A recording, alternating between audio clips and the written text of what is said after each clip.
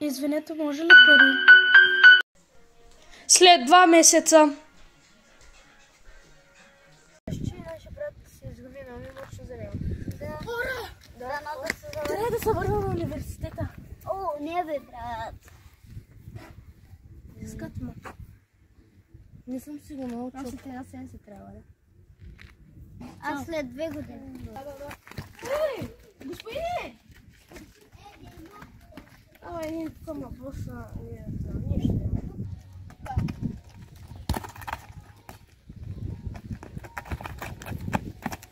Брат, но сме игри мача.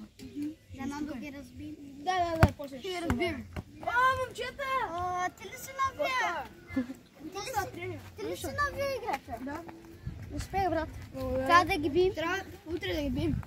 Добре. Много си бил добър. Искам да науча много трикове. Аз примерно. Извинявай се. Бре? Слушай, бе. Планът е да действа, защото видях брат ми. Мисля, май, че се е природила, ама същия е. Ало. Да. Ами, ела да си поговорим тук в кабинета ми. Да. Да.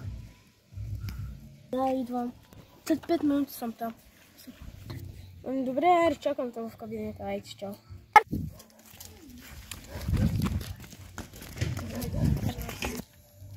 Трябва да го заловиш. Кого по-точно? Брат ти.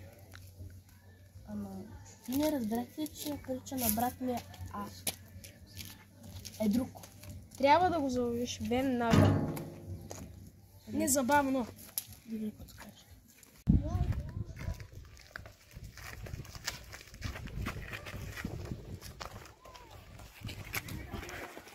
Какво правиш?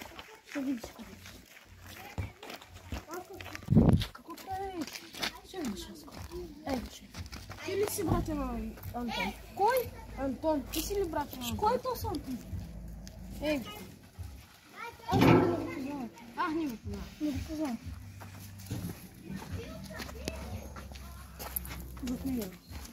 Казвам те затни. Защо? Антон, клани го. Клани го ти какво кажа. Къде отивам? Къде отива? Сега ще видиш ти. Антон, не се го.